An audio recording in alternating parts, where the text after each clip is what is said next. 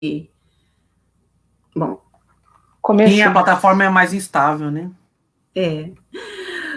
Boa noite a todos, todas e todes. Nós iniciamos agora a nossa live Prazer e Literatura Erótica com Carmen Faustino. E É. eu peço licença, né, aos meus mais velhos, aos meus mais novos, a todos que acompanham a gente nessa noite de sábado. Aí, né, Carmen, tá chovendo um pouquinho, aqui tá esfriando bastante. E eu peço licença também à convidada Carmen para fazer uma pequena leitura para fazer a abertura da nossa live. Certo. Boa noite a todas e a todos. Licença aos meus mais velhos, aos mais novos. Vou começar então abrindo com uma poesia. Chama Muito Prazer. Não vou mais boicotar o meu prazer para essa angústia covarde, que não me pertence, mas me invade e insiste em perpetuar o medo e a míngua na passagem marcante do meu corpo-mundo nesse espaço-tempo. Olha o meu tamanho. Curvas são extensões de prazer infinito, para se explorar de ponta a ponta, com afeto farto e tesão sem pressa. Pois o tempo do orgasmo é aquele que me desperta para evoluções, para descobertas.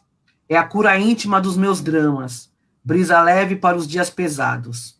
Corpo equilíbrio, sou lua cheia, sempre água, sempre em chamas. Muito prazer. Muito obrigada. Meu nome é Joyce Queiroga, sou integrante do grupo de artes cênicas e políticas As Uhum. Roots, composto, dirigido, coordenado por mulheres negras da cidade de Juiz de Fora, atuado, né? Eu sou assistente social, formada Uhum. aqui pela Universidade Federal de Juiz de Fora. Sou coordenadora atual do curso Luísa Marim na construção da parte social. E estou Legal. aqui hoje com Carmen Faustino e minha colega, atriz, amiga Denise, por favor. Eu sou Denise Nascimento. Assim, é um prazer enorme para a gente receber aqui, Carmen. Como a Joyce disse antes nos bastidores, antes de tudo, nós somos suas seguidoras, leitoras das suas obras, então é um prazer imenso poder estar. É um prazer falar de prazer com você.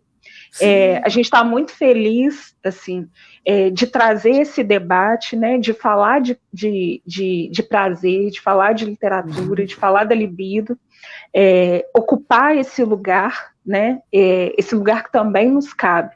As Roots é Uhum. um grupo que tem como inspiração o Teatro do Oprimido, do Augusto Boal, né, e baseado também no Teatro Experimental do Negro. A gente existe desde 2017 e a nossa inspiração é a atriz Ruth de Souza. Assim. Nós somos 8 mulheres negras que têm como temática gênero, raça, classe e a diáspora, né? Esse ser mulher negra nas Américas, ser população negra nas Américas. Assim. Então a gente está muito feliz de poder falar sobre esse tema e de trazer algumas questões sobre isso. E aí a gente queria, né? Na sua biografia, a gente viu que Uhum. você é escritora, é poeta, educadora, editora, e a gente queria que você se apresentasse, assim, né? Falasse sobre esse Uhum. trabalho, sobre as suas publicações. A gente viu que você tem livros publicados, coletâneas, né? Uhum. Participa da construção de coletâneas de mulheres negras e de textos de mulheres negras, tem uma produção na literatura erótica, mas também tem produções a respeito de cultura, né, do samba e tal. Você tem uma inserção no hip, na cena hip hop, na cena do samba. Eu Uhum. queria que você falasse um pouco sobre essa sua história. Sim. Vamos lá, então, né? Deixa eu falar um pouquinho de mim. Eu sou uma mulher preta da periferia sul aqui de São Paulo, né? Sou da região do Campo Limpo. E, enfim, então, não muito diferente, né, das meninas pretas periféricas, né? Então, vivi um contexto, né, de infância e adolescência muito marcado pela invisibilidade, pelo silêncio, pelo racismo, né? E pelo não entendimento, né, das questões raciais, assim, né? que pouco era discutido em família, né? Minha família, que é uma família que ela é toda preta, mas que até então não se discutia nada, e que sempre muito nesse âmbito familiar, assim, né? Assistindo televisão e não entendendo, né, por que eu não tinha representatividade nos anos 90 e tudo mais, assim. E eu sempre gosto de dizer que foram as letras de rap que me trouxeram algumas indagações em relação à minha condição de vida.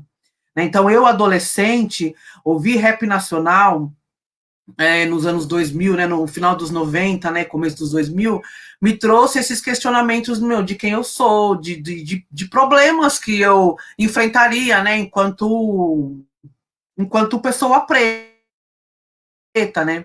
Eu tinha uma mania, né, e uma prática de escrever as letras de rap no caderno para decorar e depois saber cantar de cor. Era uma prática, né, muito entre os adolescentes que curtiam rap na periferia, né?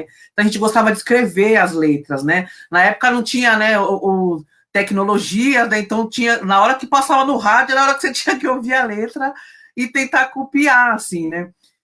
Então eu acho que isso me trouxe um pouco desse despertar de um lugar de escrita já. E os diários, né? Que eu também fui uma criança que escrevia em diário, né? Então tinha esses relatos lá. Né? Então minha relação com a escrita se deu nesses dois primeiros momentos, assim, né?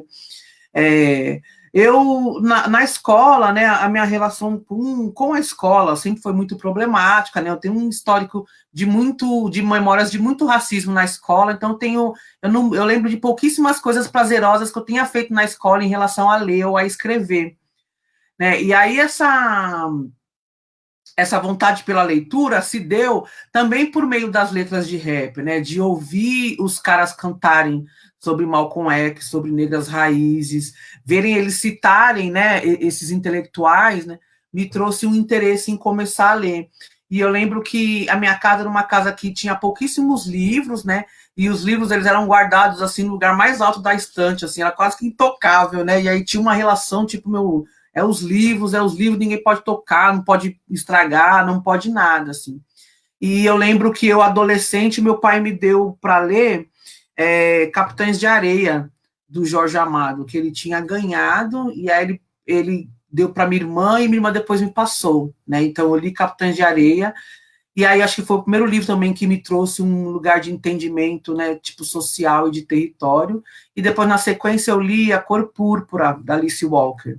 Aí eu acho que ali virou uma chavinha minha, assim, muito importante nesse lugar, tipo, a minha condição de mulher preta é muito difícil, assim, deve ser muito difícil, né?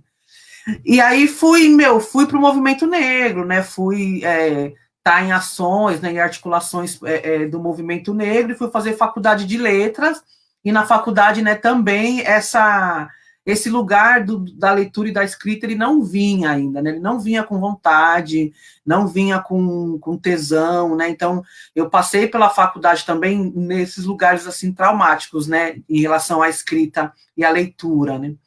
E aí eu acho que uma nova conexão se fez quando eu conheci os saraus periféricos, né, aqui na Zona Sul, né? Então, em 2007, né, quando eu fui a primeira vez num sarau, que era o sarau do Binho, né, aqui no Campo Limpo, e depois, na sequência, quando eu fui no sarau da Cooperifa, né, e passei a, a, a conhecer poetas, né, homens e mulheres muito parecidos comigo, com discursos muito parecidos com os meus, né, e dentro do meu território, eu acho que ali essa relação com a escrita se solidificou, né, o desejo de escrever ele veio, né. Então, de 2008 para cá, eu passei a escrever poesias, né. Eu não tenho memórias de textos antes desse período, mas eu sei que eu devo ter escrito, mas é isso, escrevi, devo ter se perdido, né, e tudo mais. Mas de 2008 para cá eu passei a escrever, por conta dessa relação de identidade que surgiu, conhecendo, principalmente mulheres pretas escritoras nos saraus, né.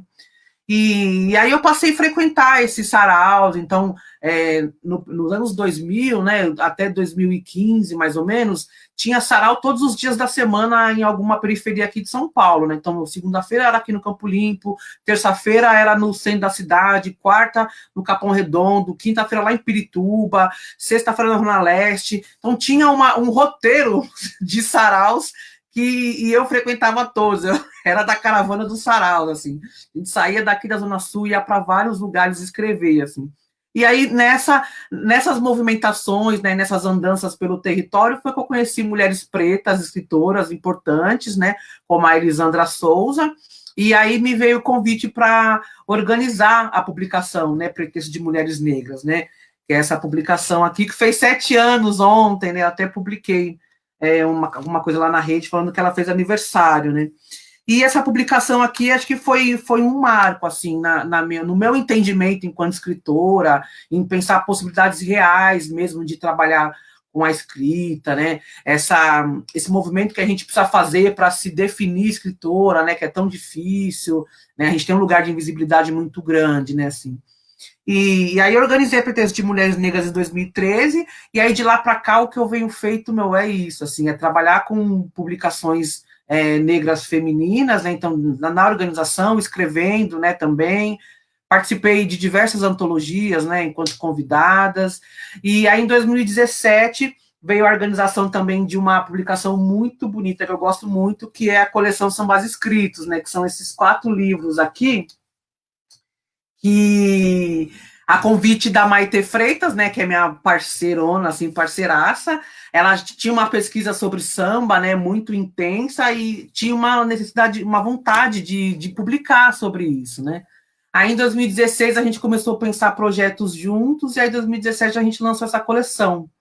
E aí eu trabalhando dentro dessas publicações, né, ou escrevendo, organizando, então as duas coisas, assim, aí eu começou a despertar em mim a minha vontade de lançar um livro meu, né, autoral, com meus poemas, né, com tudo que eu tinha escrito, né. E aí, junto com a Maite, a gente organizou a coleção Sambas Escritos de 2017, e em 2018 eu já estava com um projeto literário meu pronto, assim, que a gente começou a fomentar e a tentar viabilizar a publicação, porque, né, o mercado editorial é um mercado extremamente caro, né, tanto a Pretexto de Mulheres Negras, né, quanto a coleção Sambas Escritos, a gente só conseguiu produzir, né, essas publicações por conta de acesso a editais públicos, né, de incentivo à cultura que a gente tem aqui em São Paulo, né? Então, esse é um detalhe que faz toda a diferença, né? Ao mesmo tempo que a gente entende, né, e tem críticas, né, a esses editais, porque eles são excludentes, por vezes, eles embarreram a gente em várias questões, mas é por ele que a gente consegue trabalhar, principalmente no mercado editorial, que é caríssimo, né? Então, aí a gente tentei alguns projetos, né, em 2018 que não rolaram, né? E aí, quando foi em 2019, a gente também, por meio de um edital público, né, a gente foi contempladas para desenvolver a minha publicação, né? E aí foi aí que tudo começou a acontecer, assim, porque quando eu comecei a mexer nos meus textos para organizar o que eu vinha escrevendo, né, nos últimos anos para publicar, aí eu me dei conta que eu estava escrevendo muito sobre erotismo, que eu só tinha poesia erótica, assim, de 2015 para cá, praticamente, assim. Então, um material muito extenso, assim. Aí a Maitê, minha fadinha, me provocou, e aí, por que a gente não lança, então, uma antologia de poesia erótica, né? Aí, acho que veio aquele frio na barriga, né? Aquela sensação, será que é, que não é? Mas aí a ideia se amadureceu, né, e tudo mais, e aí veio, né, Estado de Libido, ou Poesias de Prazer e Cura, né? O lançamento desse livro era para acontecer antes, né, era para acontecer no finalzinho do ano passado, né, mais começo desse ano, mas aí a gente teve algumas dinâmicas do cronograma que a gente teve que alterar, e aí na sequência chegou esse momento que a gente está vivendo aí de pandemia e quarentena, né? E eu estava falando para vocês nos bastidores, né? Que por um momento a gente pensou em segurar o projeto e esperar passar a pandemia para poder fazer um lançamento físico, né? A gente achando que ia durar realmente só 40 dias, assim. Mas não, né? Então aí a gente acabou lançando ele na pandemia mesmo, fizemos uma live no dia 30 de junho, foi bem bonita a live, e aí de lá para cá o que eu venho fazendo é tentando falar desse trabalho por meio das redes sociais, né? Já que eu não pude, né, encontrar ninguém ainda.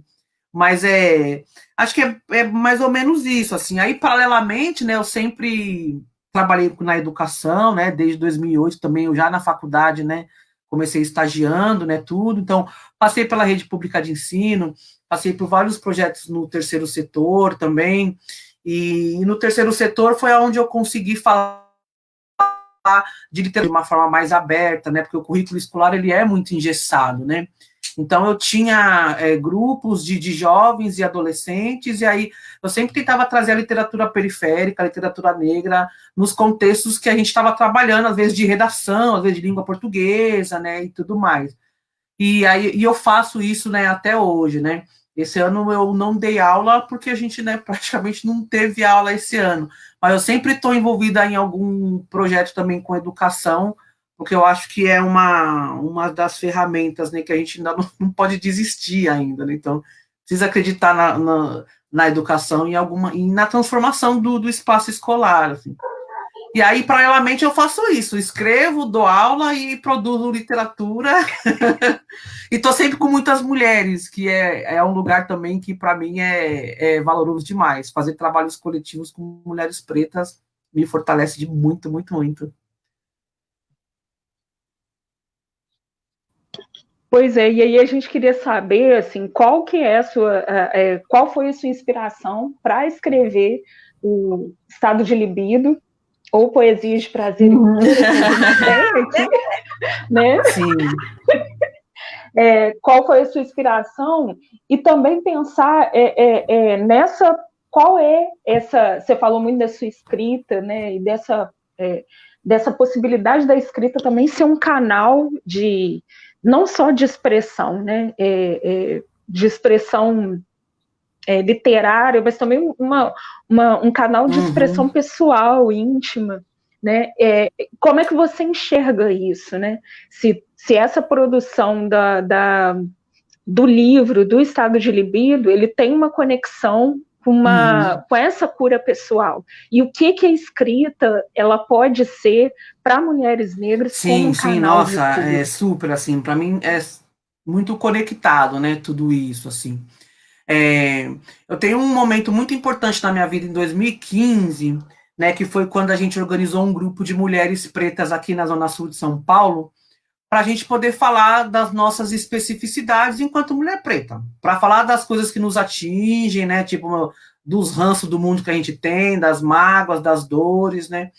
E aí esse grupo surgiu por conta de uma formação em justiça restaurativa que eu fiz no final de 2014, e algumas manas pretas aqui da Zona Sul também fizeram, né? Mulheres essas que são mulheres que a gente faz projeto juntos, se encontra nos eventos, né? Então a gente se encontrou também nessa formação, né?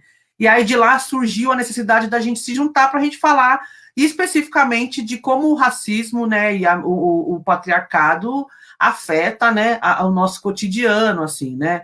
E trabalhar essas questões, né? Esse grupo foi um grupo que potencializou muito a minha escrita, assim, o Núcleo de Mulheres Negras, né? Eu sempre mando um salve para esse grupo, porque nós éramos 22 mulheres, né, em 2015 e 2016, e nós nos encontrávamos uma vez por mês para conversar, então para passar o dia junto, né? Então era um dia onde a gente comia junto, a gente se cuidava, então tinha práticas de autocuidado, tinha as rodas de conversa e grupos de confiança, né, onde a gente podia falar de intimidades e de questões que por vezes a gente não tem espaço para falar, né? E aí pensando muito nessa dinâmica de ser mulher preta que a gente assume, né? Que é querer resolver todo mundo, tudo, tá à frente de várias lutas, tá à frente de várias produções e pouco olhar para si, né? Então esse grupo acho que foi um divisor de águas na minha escrita, né? Porque me trouxe essa perspectiva de uma escrita curativa, né? E que eu tô tendo dimensão agora, só, né? Depois do livro pronto, assim. Porque também coincidiu com esse período que eu passei a escrever muito mais sobre erotismo, de 2015 para cá, e também coincidiu com o acesso que eu tive a dois textos que foram muito importantes para mim, que é o texto da Audre Lorde, O Erótico Enquanto Poder, do livro, né, Irmã Outsider, e o texto Vivendo de Amor, da Bell Hooks, né. Então, ler esses dois livros coletivamente com essas mulheres, né, assim, para mim foi uma potência incrível, assim.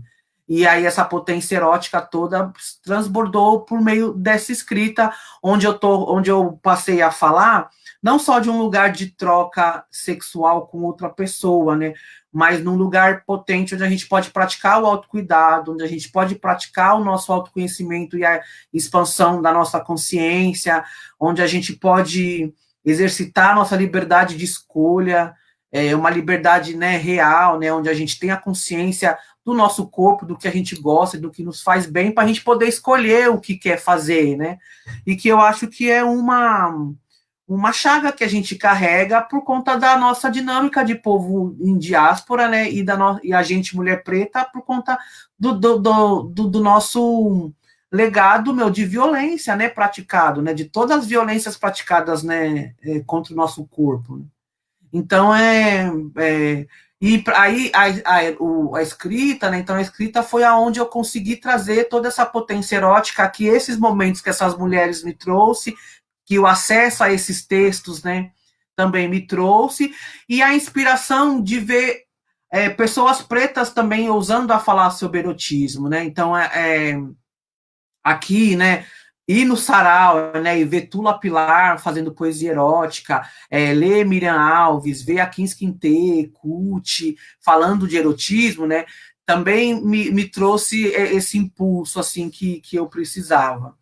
E aí, organizando essa antologia, né, eu me dei conta disso, né, eu estava falando desse erótico dentro de um lugar muito mais expansivo, um lugar onde eu estou falando também da minha espiritualidade, eu também falo das minhas práticas de autocuidado, daquilo que eu gosto, daquilo que me dá prazer, daquilo que eu preciso combater ainda, né, todos os dias, né, porque a gente não transformou ainda a nossa realidade.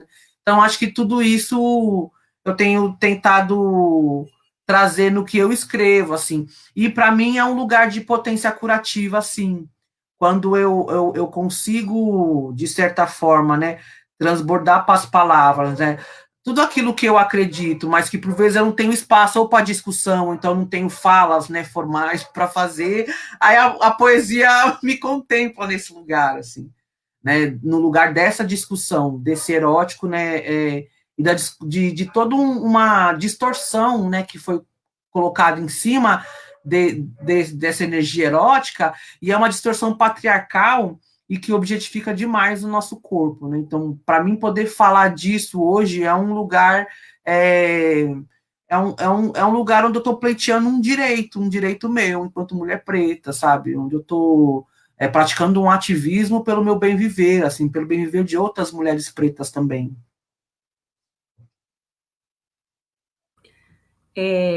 Carmen, Sim. Quando eu recebi meu livro, né, como a Denise mostrou ali, na quinta-feira, e eu estou compartilhando, né, os seus poemas com as mulheres da minha casa, minha mãe, a minha irmã mais nova, né, a mãe leva um pouco de susto, às vezes, com as leituras, né, compartilhei com as meninas, assim, quando ela abriu a primeira literatura dela, ela falou assim, buceta, eu falei, ela falou, misericórdia. Mas é um processo, assim, que eu te digo, como eu, pesquisando, né, sobre a literatura, a partir do convite que a gente realizou e você gentilmente aceitou, eu vejo muito, assim, nos seus poemas, toda vez que eu abro, eu leio um poema, uma expressão que você utiliza, a necessidade do grito, né? A necessidade de ressignificação de conceitos e que essa mulher, né, as que vieram antes de nós, aqui virão após, né, a necessidade dessa ressignificação, né, de buscar reforçar e criar vozes, né, dar lugar a vozes negras e falar sobre a sua sexualidade, né, ter essa liberdade e enfrentar esses tabus que nós somos fechadas desde que nós nascemos, né, principalmente nós mulheres negras que somos hipersexualizadas e não podemos falar sobre determinadas coisas que a sociedade, o outro já se espanta de uma forma assim imensa, por que ela está falando, porque nós já carregamos, né, na nossa aparência, toda vez que nós chegamos nos espaços, todo um emaranhado de significados, digamos assim. Então eu vejo muito isso nas suas poesias, toda vez que eu abro o livro e leio,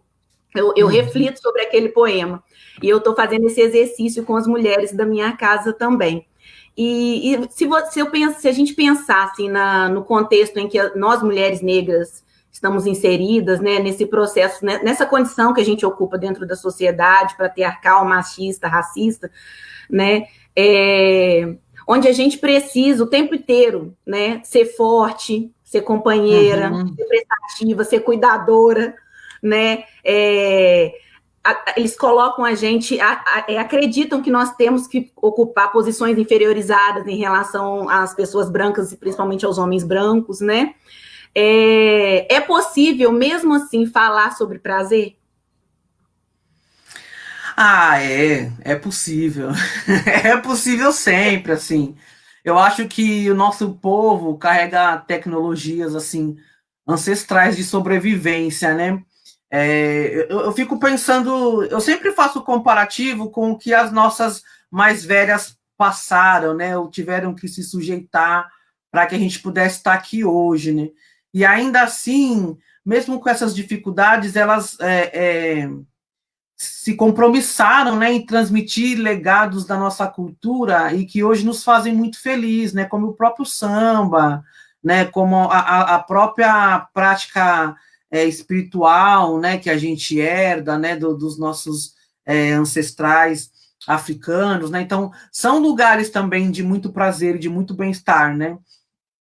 Então eu acho que hoje eu preciso me compromissar também com essa celebração, né, com esse lugar da celebração do meu corpo, né, a celebração do meu espírito, a celebração da resistência, né, dessas mulheres que fizeram com que eu estivesse, né, aqui hoje, né, e transformar a nossa realidade, né, para que as futuras gerações, né, sintam mais leveza na caminhada, né, tenham caminhadas mais leves que a nossa, né, principalmente dentro desse contexto de sexualidade, né, e de poder erótico, né, que as nossas meninas, que elas possam viver uma sexualidade com mais consciência e com mais liberdade de escolha, né, e consciência mesmo, consciência do que o corpo, do que esse corpo é, da importância que ele tem, e da importância de se fazer boas escolhas para poder fazer trocas, né, porque o corpo da mulher negra, ele é um corpo que ele é extremamente objetificado, né,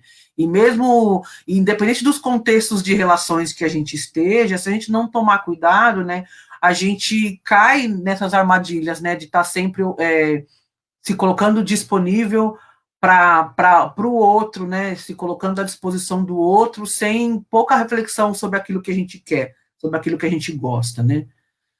A gente tem uma descendentes, né, de nós que foram marcadas pela violência sexual, né. Então, eu acho que esse é um lugar que a gente precisa cada vez mais buscar a cura e buscar formas de transformar essas memórias de dores, né, de violência em coisas que sejam boas para nossas vidas, coisas que sejam prazerosas, né, e não só o prazer do ato sexual, mas da gente se sentir potente, né, em tudo aquilo que a gente faz, né, porque o erótico é uma energia vital, uma energia criativa, né, e a gente tem nossas potencialidades minadas, né, em todos os campos, né, dentro da academia a gente é silenciado a todo momento, dentro do ambiente de trabalho, dentro das relações afetivas, das relações familiares, às vezes dentro dos próprios coletivos, né, que a gente atua, de cultura, de militância, né, então são lugares de muito silêncio para nós, né, então eu acho que a gente precisa buscar formas, né, desse grito, em algum momento, dele ser colocado para fora. Porque, para além do embate, né, que é coisa que a gente já faz naturalmente, né, a gente precisa ter outras práticas também, porque a gente cansa também só de lutar, né? E a gente precisa entender isso, que a gente precisa equilibrar na nossa vida o quanto que a gente, né, nos dedica, né, para esse embate, para esse enfrentamento que ele é necessário e que ele é urgente também, porque é isso, nosso povo continua morrendo, mas que, por outro lado, eu também não posso adoecer junto, sabe? Então, eu preciso estar saudável, eu preciso estar lúcida, preciso estar equilibrada emocionalmente e espiritualmente para poder me oferecer por completo, né, para essa luta, né, que a gente assume, que a gente faz porque a gente ama, né? Então, eu acho que a minha reflexão é sempre nesse lugar, né, de equilibrar as minhas energias para que eu continue tendo saúde para poder participar, né, de tudo isso que está acontecendo. Eu quero ver uma revolução acontecendo nesse mundo ainda. Eu tenho esperança para isso, né? E eu preciso estar viva, eu preciso estar com saúde. A gente também. Sim. Assim, é muito incrível. A Joyce vai fazer uma intervenção, mas eu queria só cortar, porque é muito incrível ouvir você falar isso, ouvir falar desse lugar, assim, porque e a gente estava conversando antes, assim, porque é um lugar que é muito cobrado, o lugar da mulher negra forte, da mulher negra que tem que falar, que tem que dizer, que tem que se posicionar, é uma cobrança enorme, assim. E aí, quando você fala da Audre, eu tô com o texto aqui, mas esse é da década de 80, não é? Esse texto Poder Sim, 82. Então, a gente está falando de uma mulher negra, de uma mulher negra mais velha, que na década de 80 estava falando de prazer. E se a gente revisitar textos, por exemplo, a Angela Davis em algum momento vai falar sobre a questão do espiritual, né, de ir para a luta, mas antes olhar para si. A Lélia Gonzalez vai falar, a Sueli Carneiro vai falar, quer dizer, da importância de olhar para si mesmo, de olhar para esse potencial que é muito minado pelo sistema racista. Eu acho que uma das facetas do racismo é nos incutir essa ideia de que a gente não tem subjetividade, ou que a nossa subjetividade ela está também a serviço de alguma coisa. Então, assim, é muito bom ouvir essas suas palavras, assim. Tem uma fala da Zoilda, né, no texto dela sobre os valores civilizatórios afro-brasileiros, em que ela vira e diz que a gente só existe e a gente só está existindo aqui porque houve um povo que veio para cá e acreditou na vida. Esse povo não quis escapar da morte. Ele acreditou na vida, e é por isso que a gente está aqui, assim. E é usar esses outros instrumentos que você fala de vida. Então, só para falar do que a Audre traz, né? Desse resgate, desse poder do erótico. Tem uma fala também que você fez num vídeo da Caroline Amanda, né? Na Ione das Pretas, sobre a libido. E aí você falou uma coisa incrível que você falou aqui também, sobre que a libido é uma coisa minha em relação ao mundo e minha em relação a eu mesma. Ela não é em relação a alguma pessoa, a uma mulher, a um homem, a quem quer que seja. Ela é minha em relação ao mundo, é o jeito que é como eu estou no mundo, né? Que esse poder e que essa libido se manifesta, né? Ela se manifesta primeiro para mim. Isso é muito. É muito. Então, e isso é muito revolucionário porque vai contra toda a dinâmica patriarcal, né, que nos coloca à disposição enquanto consumo masculino, né? Eu não quero ser um objeto de consumo masculino mais, né? Então, eu acho que quando a gente inverte essa lógica, né, tipo, não, o meu erótico, ele é o meu poder erótico, é a minha libido, é o meu prazer, é o meu orgasmo, é a minha capacidade de gozo, né? Eu tô fazendo essa reconexão comigo, né, e dando me colocando, né, no meu devido lugar de valor e importância, né, colocando as minhas potências, né, nos seus devidos lugares, né. E aí eu acho que quando a gente entende isso, o encontro, ele acontece de uma forma muito mais equilibrada, porque a gente não se sujeita e não se submete mais. E quando a gente tem a consciência, né, de que não é saudável nenhum tipo de relação onde um doe mais do que o outro, onde um tenha mais prazer do que o outro, né, onde um fale e o outro fica em silêncio, a gente, né, não se submete. Então a gente, né, começa aí, a gente consegue ir driblando essas armadilhas que caem no nosso cotidiano, não só no que diz respeito à nossa afetividade, né, mas é isso, as relações de amizade, relações de trabalho, né, então a gente está sempre tendo que, a gente está sempre atenta nesses lugares, né? Porque em todo momento vão tentar minar as nossas potências, né? Tirar o nosso poder de criação, nosso poder de decisão, né? E esse é o nosso poder erótico, né? Que o patriarcado massacrou tanto, né? Demonizando mulheres, né? Ao longo dos séculos, né?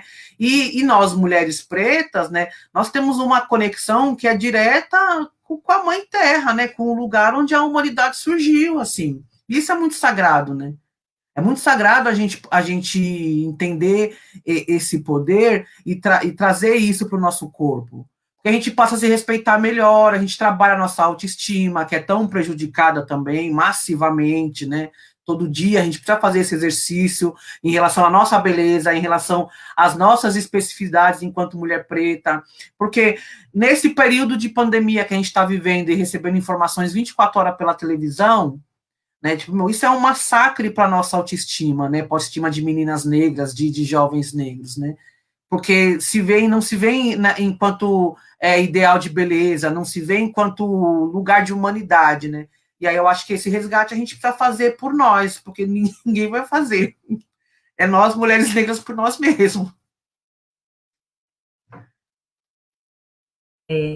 Carmen, eu gostaria de pedir licença para fazer uma leitura de um dos seus poemas. Sim, sim. Que vai muito em encontro do que a gente está conversando aqui nesse processo de construção. Certo. Né? Meu corpo é um espaço de criação. É força motriz onde apreendo a cada curva. Edificar um templo meu, movimentar os meus desejos e alinhar a vista turva da lente pálida e distorcida, que cega a minha realeza negra. Sou minha fonte de prazer, me abrigo de amor e cura. Então, é um poema muito lindo, ele me emociona muito, que vai muito de encontro ao que você diz, né? Nós somos mulheres negras, nós militamos por uma causa social, por uma sociedade diferente, mais igualitária, não racista. E a todo tempo a gente é cobrado uma fortaleza que não é possível para nenhum ser humano ter, né? E como a coletividade, que é uma tradição do nosso povo, é tão importante, né? A gente se manter unido em conjunto, em coletivos, em grupos, que conversam, que trazem a nossa história, que traz cultura, que traz as nossas religiões, né? Que foram demonizadas e são demonizadas até hoje.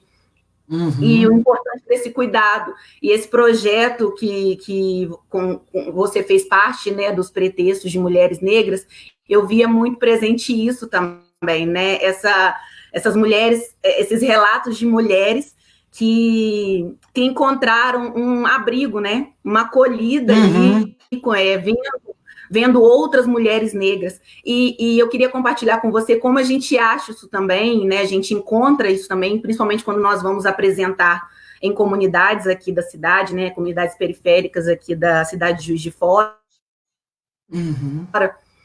Nós encontramos vários relatos de mulheres assim pretas, né, mães de família, trabalhadoras, né? Normalmente, muitas das vezes é a única renda da família, então é a mantenedora mesmo da casa, né? E você vê o processo de solidão dessas mulheres, né? Desse adoecimento dessas mulheres. E quando elas se veem representadas em nós, né? Nós somos mulheres jovens em relação a elas. E elas veem, olha, nós temos um futuro melhor para os nossos filhos, nós podemos inseri-los numa universidade, nós podemos eles podem ocupar espaços de poder. E tudo que eu passei, né, que eu posso vir a passar, né, nessa sociedade, eu não estou sozinha. E é emocionante para a gente escutar esses relatos, a gente poder conversar, poder acolher essas mulheres, né, e dar voz a essas mulheres, porque a gente, a todo momento, né, Denise, a gente tenta representar muito do que essas mulheres passam. Muitas coisas nós não passamos, porque vieram outras antes de nós que tiveram que passar muitas e muitas humilhações para que nós pudéssemos ocupar os espaços que nós temos hoje. Então, eu acho muito interessante, eu queria trazer essa leitura, né, antes de passar para a próxima pergunta. A gente estar coletivamente entre mulheres pretas, né, é muito poderoso, né, e muito revolucionário, né, porque é isso, a gente vive lugares de solidão que são muito profundos, né, e por vezes a gente acredita que é só a gente mesmo que está vivendo isso, né, só a gente que está sofrendo dessa forma, só com a gente que aconteceu isso, né. E, né, em 2015, né, porque nós éramos um grupo de mulheres que a gente se encontrava nesses eventos, né, então era no sarau, era na militância, nas articulações sociais aqui, e pouco tempo para se encontrar para falar da gente, para saber como estava, né, se estava bem, né, como que estavam os estudos, o trabalho, a família, né, então isso acontecia muito pouco, porque acontecia nesses intervalos dessas produções, dessas loucuras que a gente vive, de fazer muita coisa ao mesmo tempo, né? Então, quando a gente passou a se encontrar só para falar da gente, e não para falar do trabalho, ou da militância, ou da articulação política, né, do que está indo bem, do que não está indo, só para falar das nossas vidas, do que a gente sente, a gente estabeleceu um grupo de confiança muito incrível, assim, e foi muito transformador, porque a gente se deu conta dessas histórias, né, dessas individualidades que a gente carrega, mas com traços que são muito coletivos, porque tem a ver com o nosso povo, tem a ver com a nossa linhagem de mulheres, né, tem a ver com a ancestralidade que a gente carrega, né? E isso é transformador, assim, tão transformador que nos transformou enquanto grupo de mulheres, e isso reverberou nos outros grupos que essas mulheres atuavam, né? Assim, a gente ficou 2 anos nesses encontros mensais de cuidado, né? E tudo mais. Assim.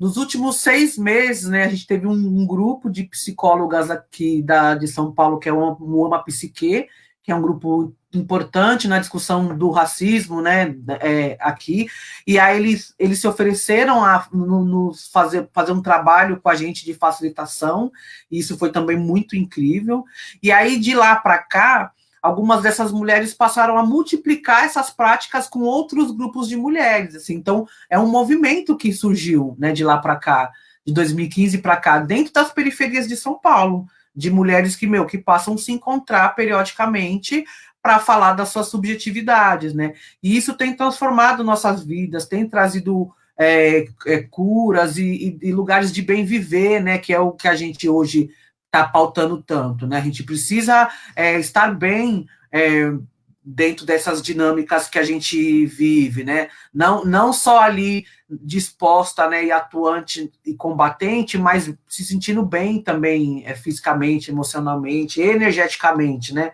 A gente precisa ter transbordando para poder oferecer.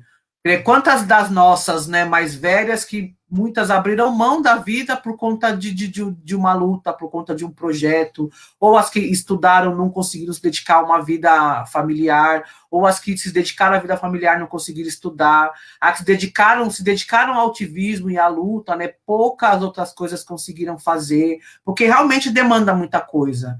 Porque a gente, enquanto ativista e militante, a gente ainda é um grupo pequeno, né? A gente fala da nossa bolha aqui ainda, né?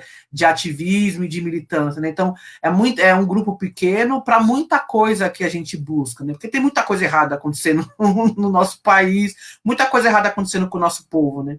Então, é uma demanda muito grande, né? Então, acho que a gente precisa, o quê? De pessoas aliadas, né, com a gente, outras pessoas pretas, pessoas brancas, né, que saibam ser aliadas sem tomar o nosso protagonismo, também pode se juntar, para que a gente consiga também poder ter esses momentos, do tipo, não, hoje aqui eu vou estar com as minhas amigas, mas para cuidar de mim, para fazer algo que a gente goste, né? Então, eu acho que são reflexões assim que cada vez mais eu percebo que as mulheres vêm fazendo, né? Eu acho que é um movimento, né? Existe um movimento de mulheres pretas que estão cobrando, não que estão cobrando, mas que não querem mais se sentirem responsáveis por tudo, querem dividir o peso, né? Quer dividir o fardo, né? Eu acho que existe um movimento de mulheres que estão buscando isso, pleiteando isso e que estão entendendo que a gente, para ter saúde, e precisa também praticar as coisas que nos dão prazer, porque isso também é um lugar de luta, né? Porque se for pensar que queriam nos ver morta, ainda querem nos ver morta, né? Então, imagine a gente viva, bonita, aqui no Facebook falando sobre erotismo, né? E tudo mais. Então, a gente está indo muito à frente, a gente está indo muito além do que desejam para nós. Então, a gente já tá fazendo revolução já. Fala aí, A Maria Luísa. Trava na beleza. Trava na beleza. A Maria Luísa, ela é uma integrante também das RUTs, e ela faz uma pergunta, ela colocou uma pergunta aqui no chat. Sim. Para muitas pessoas, o sexo está muito focado nas genitálias. Ao mesmo tempo, ler buceta causa espanto. Você acha que sua literatura contribui para que principalmente as mulheres compreendam que os prazeres sexuais vão além do pinto e da buceta? Sim, é interessante essa pergunta, porque é isso, né? Uma descoberta que é minha também, né? Eu também fui educada dentro desse contexto de erótico, né? Que é totalmente ligado à pornografia. e ligado diretamente, né, ao pênis ali e à vagina, né? Então, a gente cresceu e aprendeu que sexo é isso, né? E aí, para mim, foi um exercício enxergar o erotismo, né? Enxergar prazer para além dessa caixinha que nos foi colocado, né?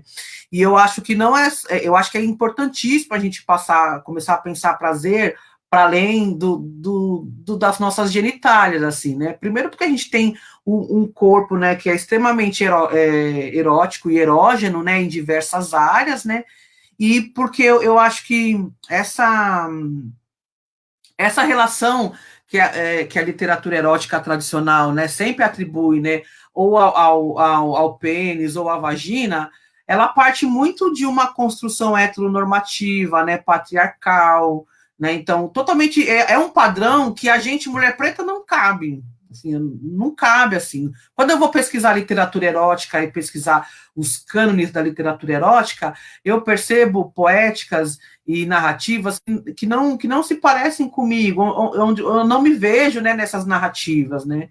Porque mesmo para essa literatura erótica tradicional, o corpo preto não é um corpo erótico, não é um corpo atraente que dá prazer, né? O que a gente vive, o corpo preto é visto como um lugar de fetiche, né? Não como um lugar erótico, né? Isso tem uma diferença, né? A gente é objetificada, né? A gente não é vista como uma musa inspiradora e erótica, né? E tudo mais. É diferente. Então, eu acho que é importante, sim, a gente começar a pensar em erotismo para além da prática do sexo, né? Porque eu também eu posso me dar prazer sem precisar de ninguém, sem precisar de um pênis, né? Posso me dar prazer. E pode ser tão bom quanto, né? Pode ser prazeroso, pode ser curativo. E são sensações únicas.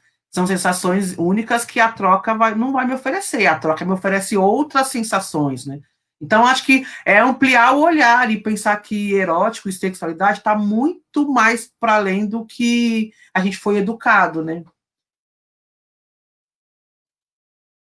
Com certeza, Carmen. Uhum. E é isso que eu sinto quando você fala dessa necessidade do grito, né? Da gente Sim. Pensar fora dessa caixinha que a gente foi acostumada a pensar, né? Como a gente pode satisfazer e essa não necessidade de outro corpo necessariamente. É muito além disso. Eu concordo muito com o que você fala, com certeza. Eu falo por todas as minhas colegas aqui, o quanto a gente tem necessidade de relações, e a Giane fala que ela fala com a gente como as relações de hoje estão falidas, né? Elas estão impregnadas de tantos conceitos, tantos estereótipos ruins, pejorativos, que não faz a gente transcender essa necessidade dessa troca, dessa espiritualidade, que é toda essa troca que o sexo traz para a gente, né? Essa troca de energia, essas trocas de coisas boas que pode haver entre duas pessoas, além da mera satisfação, né? O mero gozo, digamos assim. O mero gozo, Quando a gente lê Audre Lorde, né, a gente percebe a todo momento que o foco dela é o interno, é olhar para si, é buscar em si, é você que tem essa capacidade, esse poder é seu, esse lugar é seu, né? Em nenhum momento ela fala do erótico para com o outro, né? É o erótico para consigo, né? E eu acho que isso preenche, né? Eu acho que quando a gente parte para a troca, a gente vai oferecer só o que a gente tem a mais, o que a gente transborda, né? Eu acho que esse é um lugar de cuidado nosso, da gente saber se conhecer, né, e se cuidar para a gente poder nos preencher de afeto e a gente oferecer só o que nos transborda, né? Para a gente não sair depois sem nada, sabe? Como acontece muito, assim, né? Da gente se doar muito para as relações e não receber o que a gente acha que a gente merece, porque a gente realmente merece, né? Eu acho que a gente, mulher preta, a gente tem acho que a gente tem um lance, meu, de fazer as coisas tudo com muita verdade, assim, né? Com muita verdade tudo que a gente faz, quando a gente se entrega, quando a gente nos assume nos lugares, né? E a gente precisa minimamente ser retribuída à altura, assim, à altura, né? Então, quando a gente tem consciência disso, né, a gente inclusive dosa, né, o que e o que a gente vai oferecer e para quem, né? Acho que essa é uma prática de autocuidado, de proteção nossa, né? De proteção com os nossos, com a nossa afetividade, com as nossas subjetividades, né? Já que a gente é um povo desumanizado, né? As pessoas acham que a gente não tem sentimento, né? Acham que a gente é uma máquina, né? Ou de trabalhar, ou de transar, ou de produzir, né? A gente é olhado como máquina, né? Então, eu acho que o primeiro exercício é a gente se voltar mesmo, se voltar para si. E o Uhum, potencial que tem nisso, né?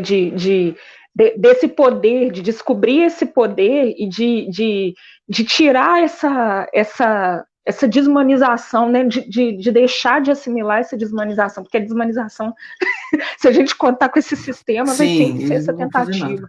Mas o quanto tem, voltando a Audre, né, quando a Audre fala desse poder do erótico, que está no trabalho, que está no que você Uhum, lê, que está no que você faz, suprimir isso, né, e ela mesma vai dizer, suprimir isso é uma ferramenta muito poderosa da sociedade patriarcal, racista e uhum, machista. Né, nos tornar, nos robotizar, sei lá, tirar a nossa uhum, humanidade e achar que a gente está ali para prestar, que a gente é um objeto de fetiche, né, algo que você, é um corpo que você olha, pega alguns elementos e vai lá, coloca um botox, que é uma bunda igual, que é uma boca igual, que é as nossas uhum, partes, mas não os quer completas, né? Ele quer uma é, parte, esse sistema quer uma parte de nós. sim, Então a boca é muito bonita, mas é só a boca. A bunda é muito boa, eu quero só a bunda. E uhum, só, né? E esse mesmo processo com o homem negro. Então o quanto que acessar isso é muito difícil, né? A gente dizer que é fácil não é. Acessar esse poder que está dentro da gente não é, mas o quanto isso pode nos dar de potencialidade para a vida da gente, assim. é, Quanto, né, começar a acessar, começar a falar, né, porque eu acho que quando a Joyce pega o texto e mostra para a mãe e para a irmã, é o uhum, acesso, é o contato. é, Pode ser difícil e desafiador a mãe e a irmã terem contato com essas palavras, mas é o acesso que também quebra uhum, essa máscara, né, essa casca que criaram para a gente. não, isso que você falou desse padrão de beleza, assim, é algo, tipo, meu, é enlouquecedor, assim, porque os nossos corpos, eles não cabem em nenhum padrão de beleza. Nem o corpo preto não cabe, nem o corpo magro, nem o corpo gordo, nem o corpo alto, baixo, assim, porque é isso, né? Eles pegam pedaços do que eles acreditam que é bonito e criam um padrão de beleza que está totalmente distante de tudo que a gente oferece, né? Então, eu preciso estabelecer uma relação de afeto com o meu corpo por mim mesma, porque o padrão de beleza nunca vai me colocar nesse lugar, assim, né? Mesmo a gente vivendo esse certo, essa certa ascensão dessa estética negra, né? Ainda assim, é um lugar que, querendo ou não, quando tá na mídia, tá meio que padronizado ali em algo, né? Não é qualquer corpo preto que tá na mídia, né? Os corpos pretos que vão para a mídia, eles também precisam cumprir com alguns critérios, né? E esses corpos não se parecem comigo, né? Só que quando eu me vi nesse grupo de mulheres, né? E observando essas mulheres e achando essas mulheres bonitas, atraentes, sexys, né? E tudo mais, são mulheres que se parecem comigo. Então, eu falei assim, meu, então eu também carrego isso. Eu também carrego isso, então eu preciso entender e assumir isso no meu corpo, porque se eu vejo as minhas parceiras pretas, né, com tanta beleza, eu carrego isso também, porque eu sou muito parecida com elas, né? E isso é muito potente. Isso é muito potente porque a gente, né, eu fico pensando nessas novas gerações, né? Eu trabalho sempre com adolescente, né? E eu vejo como que as meninas negras ainda são extremamente machucadas nesse lugar de autoestima, de aceitação do corpo, do cabelo, como ainda elas são muito mutiladas, né, e entram, né, nessa dinâmica de querer transformar o corpo a todo momento para atender um padrão que não vai chegar perto, né, a gente não vai atender a esse padrão de beleza. Carmen, antes da próxima pergunta, você podia fazer uma Uhum. leitura para gente? Fazer mais uma? Isso, por Bora, favor. vamos lá. Eu vou fazer a que deu origem ao nome do livro, né, que chama Estado de Libido. O que se foi não me deve nada. Me suporto todos os dias para não minguar ilusão em pequenos poderes. Meu prazer é transe, explode de sabores, não atende aos modelos. Me basto, me toco, me gosto, e se gozo é para preencher meus sonhos e contemplar meus misteriosos espaços. Estado de libido. Adoro! Adoro, Carmen. A nossa próxima pergunta, Carmen, foi da nossa colega também, Giane Elisa, né? Ela vai de encontro também ao que a gente estava conversando sobre esse padrão de beleza inalcançável, né? Por isso que ele é um padrão, até a Giane comentou aqui, uma questão também, além de racista, ela é mercadológica, né? Para a gente sempre consumir em busca desse padrão midiático que coloca a gente sempre nessa posição de inferioridade e que leva com certeza a um processo de adoecimento profundo, principalmente de mulheres e mulheres pretas, né? E a Giane faz a seguinte pergunta: no imaginário social, a construção do corpo gordo é sempre associada à feiura. Como é possível desconstruir esse imaginário e construir o prazer em relação ao corpo nesse contexto em sociedade que cotidianamente nos ensina que ser gordo é feio, né? Tá escrito feio? Feio, e que não existe prazer para o corpo gordo. Olha, eu acredito muito assim nesse movimento que a gente faz enquanto a gente está junta, né? A gente que não se encaixa nesses padrões nenhum, né? Então, corpos pretos, corpos gordos, corpos que não atendem aos padrões, né? Eu entendo que o padrão social ele não vai nos contemplar, né? Porque falando do corpo gordo, né? A gente nos últimos anos a gente viveu essa onda de corpos plus size e de modelos plus size, né? E aí quando você vai fazer uma análise crítica, né, de quais são esses corpos, né, que o padrão está ditando como corpos plus size, aí você também percebe de que, não, existe um padrão também para ser plus size, não é ser só gorda, né? Você tem um padrão ali de corpo, um padrão de silhueta para você poder se sentir contemplada, né? Então eu fico pensando que a gente precisa fazer o exercício contrário, né? Que é o exercício de nos fortalecer e de criarmos nossas narrativas, né? A partir dos nossos corpos, né? Se eu tenho um corpo gordo e eu descubro que esse meu corpo é erótico, e ele é bonito e ele é prazeroso, então eu acho que é isso que eu tenho que propagar. Então é essa possibilidade que eu posso, né, levar para outras mulheres também, porque a gente vai estar sempre nadando contra, né, essa corrente, né, essa demanda social, né? Então, mesmo com os próximos modismos que possam surgir, né, a gente vai estar sempre sendo excluída ou sempre vai estar sendo colocada de lado, porque realmente, né, não existe um padrão de beleza. A gente vive um país muito diverso para quererem colocar todo mundo dentro de uma caixinha.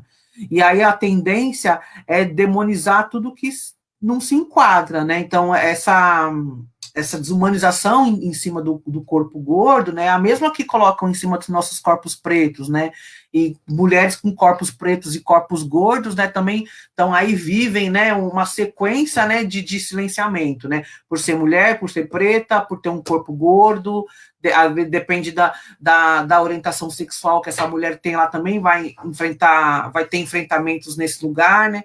Então, eu acho que o exercício que a gente precisa fazer é um exercício que ele é individual mesmo, que é esse exercício de busca, né, individual, de se conhecer, de gostar, de praticar a aceitação, né, e o auto-amor com o próprio corpo, e eu acho que, porque eu acho que isso reverbera, né, também. Eu acho que quando a gente passa a exercitar isso, né, acho que isso são energias que vão se dimensionando e a gente atrai pessoas também que pensam igual a isso, né? Então a gente precisa começar a crescer enquanto um movimento mesmo, enquanto um movimento onde a gente está dizendo, tipo, ó, a gente não quer caber no padrão e nem quer que a gente não quer ser aceita por vocês. Eu acho que é isso, a gente só quer que a nossa dignidade seja mantida, né? Que a nossa humanidade seja revista. E pensar que os corpos, né, corpos gordos, corpos magros também, corpos que não... que de certa forma, né, acabam sendo desumanizados, né, eu acho que é essa busca e essa atuação coletiva, assim, que eu acho que entre mulheres é muito poderoso. É muito poderoso quando você assim, vai fazer uma roda com um grupo de mulheres, né, onde você tem percepções como essa que você falou, né, de como a leitura de um poema pode despertar reflexões profundas, né, em mulheres que até então nunca tinham se dado conta disso enquanto possibilidade, né, possibilidade real, né, de falar de sexo sem ser taxada, né, de vulgar, ou sem ser taxada de mulher que não presta, ou de louca, né, também, porque vira e mexe nos colocam nesse lugar, né, e isso a gente consegue fazer entre as nossas, né, entre as nossas, é a gente com outras mulheres nos exercitando e nos fortalecendo enquanto movimento.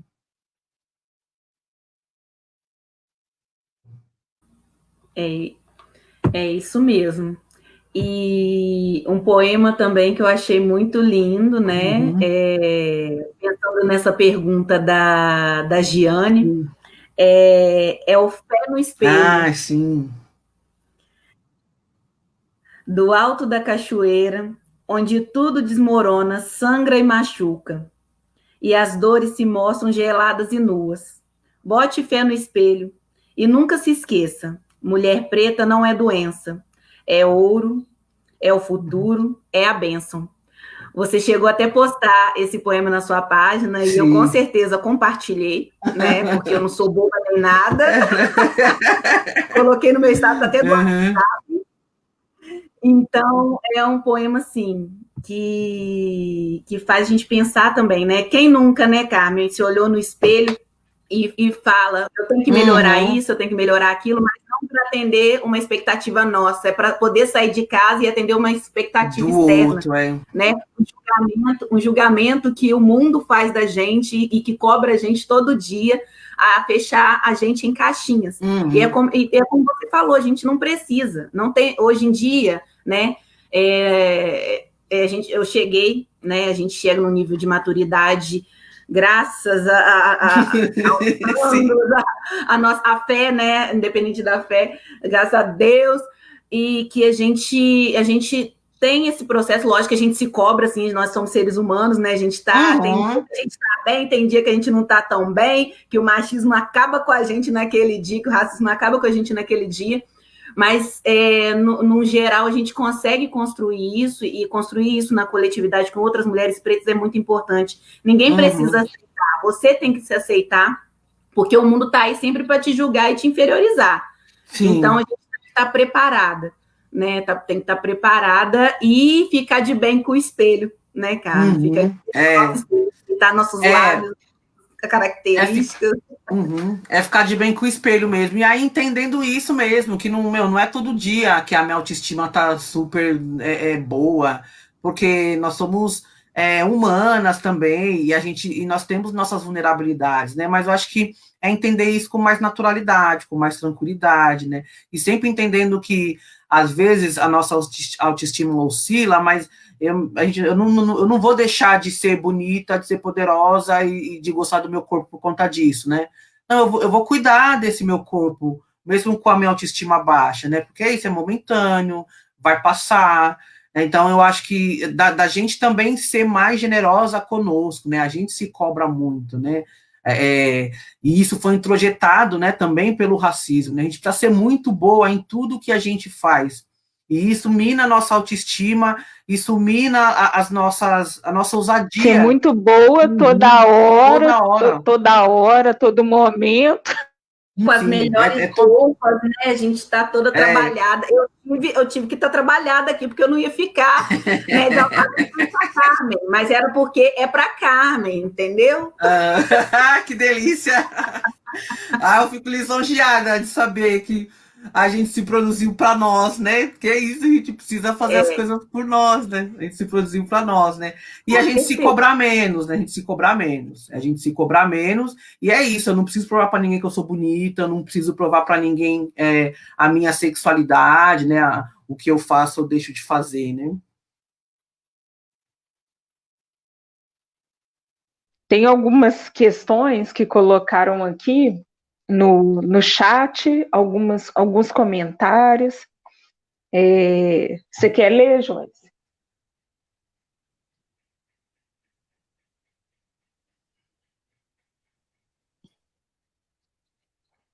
Você tá mutado. Eu posso te Eu fiquei muda. Não, você vê, Carmen, essas inconstâncias assim do meio. Sim, sim.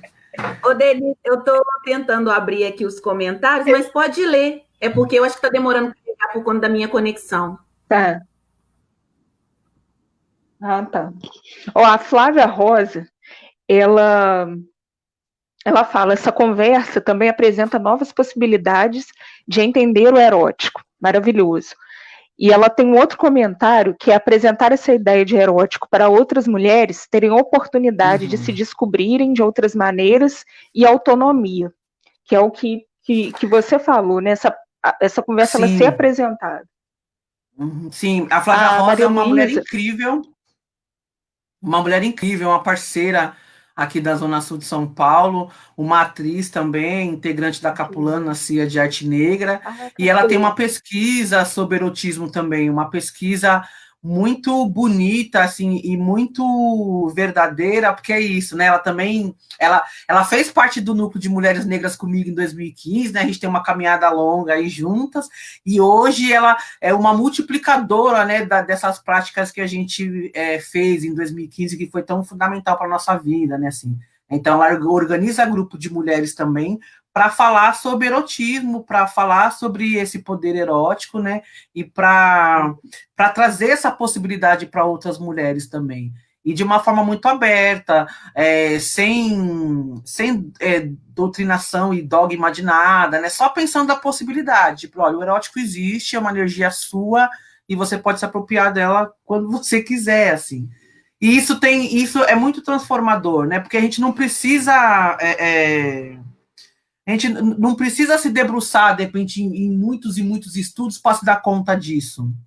É só a gente se conectar, né? É só a gente olhar para si, assim. E isso qualquer mulher pode fazer, independente dela estar na academia, não estar, de ser uma mulher ativista e militante ou não, de repente é uma mulher que nem tem uma relação próxima, né, com consciência racial, ou então com direitos e tudo mais, mas essa é uma possibilidade que qualquer mulher pode viver.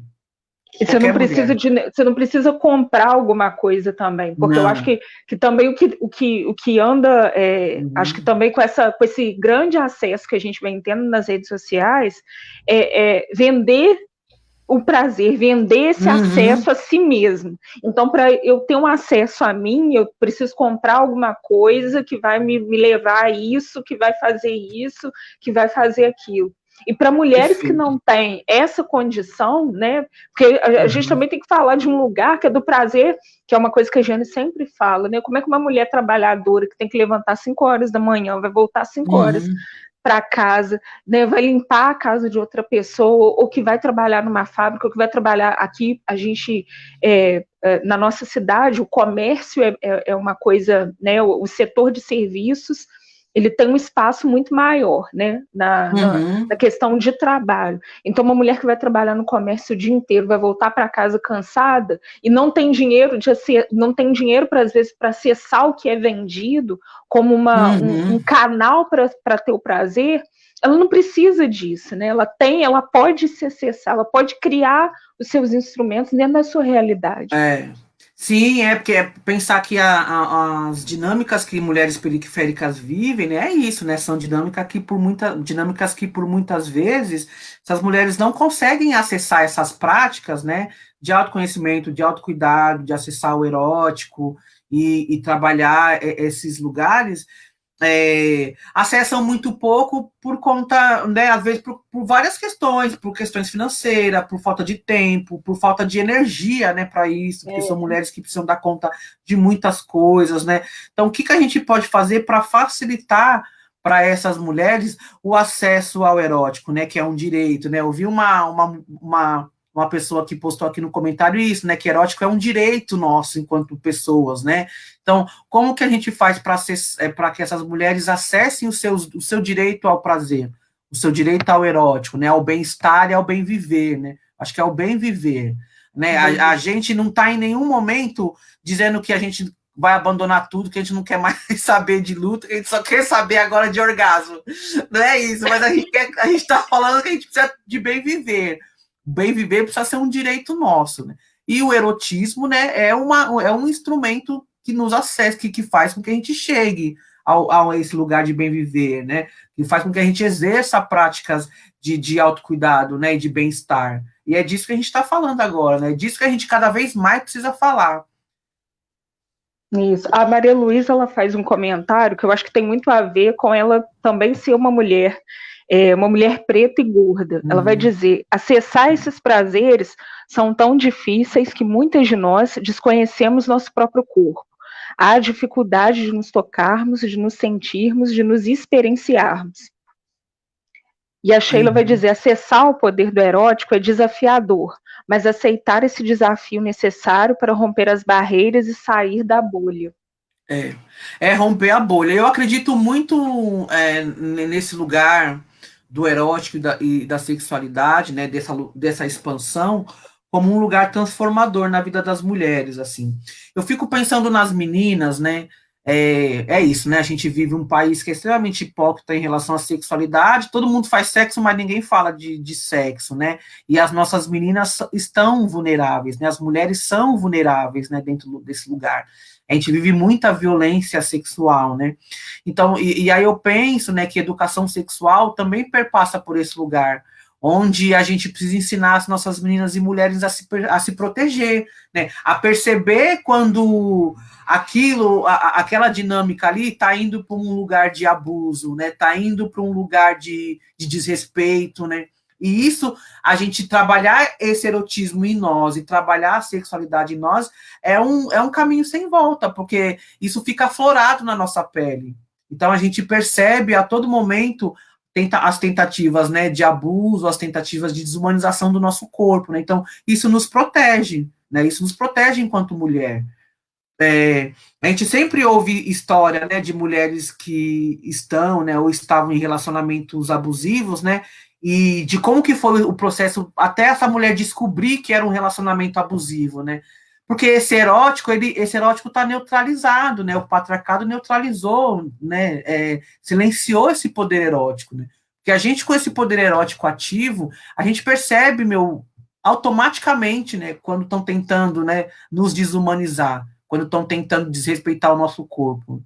E aí eu acho que esse é um lugar, um exercício de proteção que a gente precisa fazer.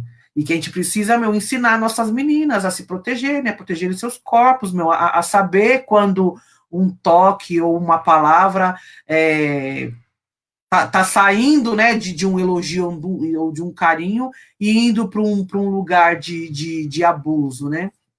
Então, eu acho que falar sobre sexualidade, falar de erótico, né, e educação sexual, eu acho que, são caminhos aí que a gente precisa cada vez mais aprender a discutir, né, e sair desse lugar de hipocrisia, de não se falar de sexo, né, de não se falar de sexualidade, de se falar de erotismo, como se fosse um lugar né, o pecaminoso, né, tem um peso moral que é muito grande, né, um peso religioso também que é muito grande, né, que é isso, nosso país é um país, né, com morais cristãs, né, arraigadas, né, a gente vê o que a loucura que está acontecendo aí nos últimos anos para cá, né, então isso diz muito sobre a condição que colocam mulheres, né, enquanto sexualidade. Porque, ao mesmo tempo que é um país onde as pessoas se recusam a falar de sexo, né, é um país com altos índices de violência sexual contra meninas de menos de 14 anos. Né? Então, quando que a gente vai colocar o dedo nessa ferida e poder falar disso com naturalidade, mas com uma preocupação real, né? Porque isso precisa mudar, isso precisa transformar, né?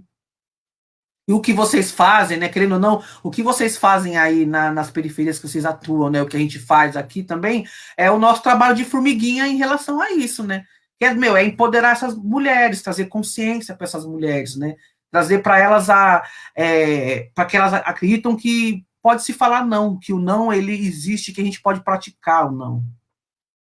né? Que isso também nos foi tirado, né? E o quanto é importante a educação sexual nas escolas, né, Carmen? Total. Não desconstruir essa falácia de que se resume a mamadeira de piroca, né? Pode crer. Sim, gente. Não é? Então, assim, entender o quanto é importante, essencial, principalmente nesse sentido das nossas meninas, os nossos meninos pretos também, que os meninos também, né, sofrem muita violência no cotidiano, né? Dentro do seio familiar, principalmente, das relações mais íntimas, né, dentro da família tradicional, principalmente, e nessa ferida que eles não querem tocar, né, nesses líderes, principalmente líderes religiosos também, Sim. que praticam, né, abuso sexual, e essa criança não reconhece aquilo, não sabe nem como agir, né, em relação àquilo, e além de ficarem amedrontadas, né. E é muito importante. E aí, só para acrescentar, mas também a gente tem um país que consome muita pornografia. Isso, é verdade. Né? E o que se torna muito, que é um dos fatores contraditórios, assim. A Ana pergunta como erotizar no cristianismo.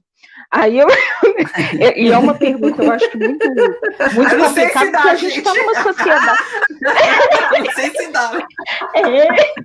Pois é, porque também porque você vive porque agora, né, a gente está numa sociedade que né, que é Deus e ordem, progresso e Deus em cima da gente, também, na cabeça da gente. Porrada. Mas é ao mesmo tempo um país que extremamente conservador, mas que consome pornografia, mas que é extremamente violento. Os índices de violência, né, de encarceramento, violência contra a mulher, linchamento, violência contra mulheres trans, travestis. Então, a gente está falando dessa sociedade que prega ali na esquina que você tem que ser salvo. Você, como mulher, você tem que ser salva, fulano tem que ser salvo, fulano vai para o inferno, ciclano vai para o inferno, mas que vive que se alimenta de violência como punição e como salvação. Né? Então, é esse retrato, assim. Aí não sei, Ana. Olha, eu acho que essa onda conservadora que a gente está vivendo, né? Eu acho que não nos permite, assim, ela é muito violenta, né, com a gente, né? Essa onda que a gente está vivendo de conservadorismo é muito violento, né? E foi muito revelador também, porque é isso, né? Revelou uma face do nosso país que até então a gente não conhecia, né? Então a gente não dimensionava, né? O tamanho, né, dessa onda conservadora, né? A quantidade de pessoas que realmente concordam com os discursos, né, que a pessoa que está lá na nossa presidência faz, né, a sua ministra, né, como que as pessoas se sentiram à vontade depois disso para assumirem seus discursos moralistas, né, seus discursos homofóbicos, os discursos machista, racista, essa condenação do sexo, né, camuflada nessa hipocrisia, né, de que são a família conservadora brasileira é a mesma família que consome a pornografia em altos índices aí que a gente vê, e é a mesma família que está envolvida em casos em escândalos de violência sexual contra meninas, sabe, assim, contra crianças, né, então é tudo muito perigoso, né, o que a gente está vivendo. E eu acho que nesse momento, é o momento onde a gente precisa exercitar cada vez mais a nossa lucidez e a nossa crença nas coisas, porque senão chega uma hora que a gente, não é possível, assim, será que é só eu que tô achando tudo isso muito louco, assim, muito errado, né, que não tô concordando com nada do que está sendo feito, está sendo dito, né, porque as notícias, né, de violência sexual, ela existem, né, em todos os âmbitos familiares, praticamente, né, e todo mundo sabe, ninguém fala nada, né. Aí a gente tem um caso ou outro, né, que ganha projeção na mídia, né, e aí vira aquela comoção e aquela revolta social de todo mundo, mas sabe, a mesma pessoa que está revoltada assistindo televisão, tipo, sabe, sei lá, às vezes que um tio faz isso, um vizinho faz isso, e não faz nada, né? não faz nada, né? Então, eu acho que essa sociedade que a gente está vivendo nesse momento é uma sociedade que está muito distante dessa discussão aqui que a gente está fazendo. É muito distante, né? Não sei se são pessoas que viriam como arte a poesia erótica, né? Ou se vão julgar da forma como eles julgam, né? Tudo que vem da gente, né? Correto. Carmen, é com muita dor no coração para falar que a gente já está caminhando para o final, mas assim, eu espero ter outras oportunidades da gente poder te convidar novamente para a gente dialogar mais, porque o assunto assim está muito gostoso, né, Denise? A gente está até querendo uma cervejinha para continuar aqui. Tá, verdade. Mas eu queria fazer uma pergunta, né, que a Giane também deixou aqui para nós. Ela fala o seguinte no chat. O teatro foi, sem dúvida, o lugar onde mais me encontrei com o meu corpo, com o erotismo presente trazido para ele. O teatro potencializou imensamente as possibilidades de experimentação da minha sexualidade. Como o teatro e a literatura podem conversar para contribuir com o direito ao erótico, principalmente para nós mulheres. E o que a gente discute muito, assim, a gente conversa muito, né, como o nosso corpo se transformou e como a gente mudou, né, desde quando a Giane fundou o grupo, né, convidou nós, mulheres, militantes negras aqui da cidade. Em 2017 foi quando nós surgimos, né, e como o nosso corpo, a gente se apropriou das potencialidades do nosso corpo, né, das nossas possibilidades e da nossa fala, da nossa expressão, como isso melhorou, né, e como isso nos empoderou de determinadas formas, de tantas possibilidades que nosso corpo nos permite, né? E ela deixou essa pergunta aqui para você: como a literatura pode conversar para contribuir com o direito ao erótico, principalmente de nós mulheres?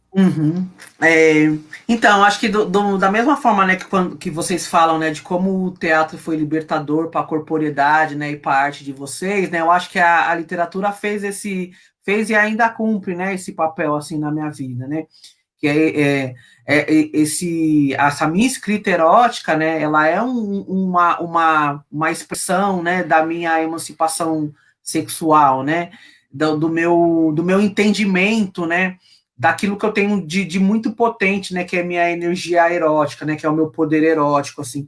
E eu acho que não só na minha vida, mas eu acho que é potente também, não só o teatro e a literatura, produzida por pessoas pretas, né, porque a gente vive, o nosso corpo, né, ele é um corpo dinâmico, né, ele é um corpo que é vivo, né, o que a gente vive é uma supressão dessa vida corpórea que a gente carrega e que nos fazem isso com a gente no momento que a gente entra para a escola e que a gente entende que a gente tem que ficar 4 horas sentada olhando para uma parede e uma pessoa, né?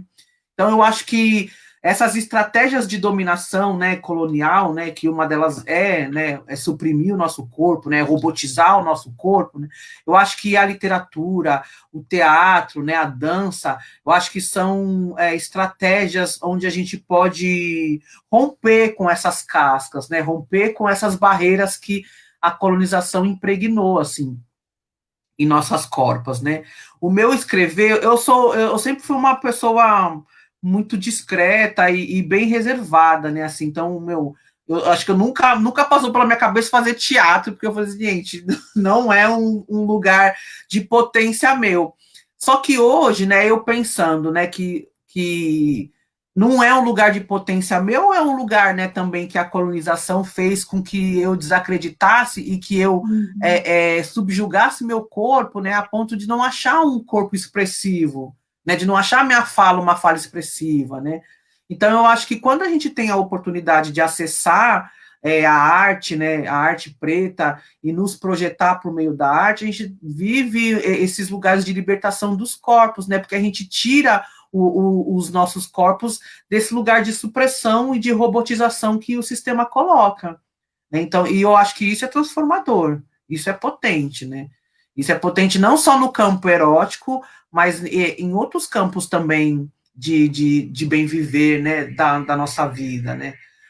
O que vocês fazem enquanto arte, né? A gente acredita, né, que deva ser com muito prazer, porque a gente sabe que a arte preta não nos dá condições de sustentabilidade, né? Vamos dizer assim, a gente não consegue se sustentar da arte, né? Então, o que a gente faz é porque a gente acredita mesmo, porque a gente gosta, né? Porque a gente tem tesão em fazer. Porque a gente não ganha grana com isso, né? A gente não paga todas as nossas contas só fazendo arte, vocês teatro e eu fazendo poesia. A gente precisa se desdobrar em outras coisas, né? Então, e mesmo assim a gente não abre mão desse lugar, né? Porque eu acho que é um lugar de vida, é um lugar de potência nosso. E esse lugar ele pode ser explorado. Eu acho que mesmo, principalmente mulheres, né? Mesmo mulheres que não têm um interesse em atuar ou escrever, eu acho que é sempre bom se desafiar, é sempre bom se arriscar, porque isso vai movimentar isso vai movimentar o nosso ser, né? E vai reverberar de alguma forma, né, na nossa vida.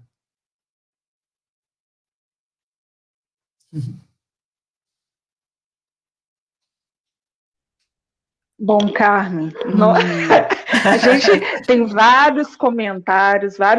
Eu só queria falar do Jonas, que é seu sobrinho, que está falando que adorou a live. Ai, Monique. Jonas, um beijo. Eu queria agradecer muito a todo mundo que participou, que comentou. Foram vários comentários aqui que a gente não deu para ler todos, mas a live vai ficar disponível no YouTube, vai ficar disponível no Facebook. A gente também, às vezes, pega umas partes e põe no Instagram, né, para ter mais acesso. Legal. Mais acesso, aí a gente tira umas partes. Queria agradecer muito a presença de todos, agradecer muito a Carmen. Foi muito bom, assim, foi muito gostoso, foi muito prazeroso. Foi muito prazeroso. Tava falando assim, se a gente estivesse num bar em outro lugar, a gente estava toda a noite conversando, até ia virar. Mas ia virar a noite. Pra poder você vir aqui, conhecer a gente pessoalmente. Ai, quero super. Quando acabar a pandemia, vamos promover esses encontros físicos aí, para a gente poder se conhecer e se ver. Vamos sim. Pessoal, um beijo, me despeço de vocês. Obrigada, Carmen, mais uma vez. Joyce vai se despedir também. Ai, gente, obrigada a todos e todas que estiveram aí com a gente. Eu, né, como diz as meninas, super blogueirinha. E elas ficam, né, comigo desse jeito, cara, só porque eu fico envergonhada no vídeo. Mas eu estou muito, muito feliz, assim, de coração mesmo, a sua atenção conosco, desde quando eu realizei o convite, né, que foi até pelo Instagram, eu não tinha o seu contato ainda, e você gentilmente disponibilizou até seu WhatsApp para a gente conversar, assim, super acessível com a gente, que está começando, assim, em relação a você, a gente é nova, assim, tá começando nossa caminhada, e, assim, com muita força mesmo, com muita garra, as nossas companheiras também, que já têm anos de luta aí na militância, e você foi super gentil em aceitar o nosso convite. Eu espero de coração que a gente tenha outras oportunidades de poder conversar mais sobre outros temas também, além da sua literatura, e é isso, né? Muito agradecida a todos que acompanharam a gente e a você, principalmente. Obrigada, meninas. Eu agradeço também o convite, Joyce, Denise, as Ruths. Parabenizo também pelo trabalho e pela atuação de vocês aí. Eu acho que esse momento, as redes sociais fez com que a gente se encontrasse, né? Porque até então, né, a gente se conheceu, uma vendo o trabalho da outra, né? E agora estamos aqui, tivemos essa noite agradabilíssima para falar de erotismo. E que a gente, isso, né? Que a gente persista, né? E continue nessas movimentações e nessas conexões que a gente faz, né?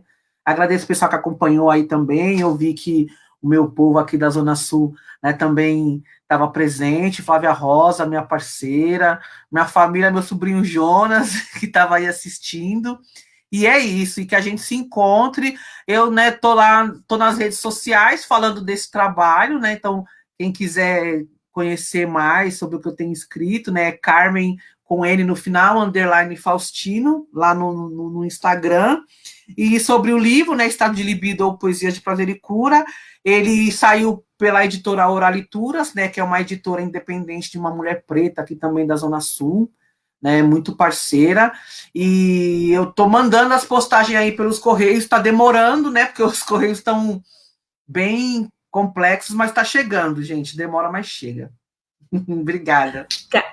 Carmen, você pode finalizar com uma leitura para gente? Uma leitura? Posso sim. Isso. Vou fazer Meu Orgasmo é Sagrado. Sem pudor, me ajoelho e me entrego para doar e receber tesão inteiro, sem apelo. Creio que lábios e línguas rezam feitiços, poder sobrenatural, milagres de fazer sertão virar mar. O corpo em transe transa desejo, fervor que alivia o cansaço, divino orgasmo. E eu até me esqueço que crucificam a mulher que goza sem medo. Mas não abala a fé, não fraquejo. Me respeito e obedeço, incenso, me consagro em ritual de desejo. Do prazer eu não abro mão, mas comigo, ou troca afeto e gozo, verdade sincera, fora do imposto padrão, com respeito e comunhão, ou eu digo não. Meu orgasmo é sagrado. Obrigada, Carmen. Obrigada a todo mundo. Obrigada. Muito obrigada. A gente se vê. Muito obrigada, Carmen. Muito obrigada, gente. Boa noite. Obrigada. Boa noite.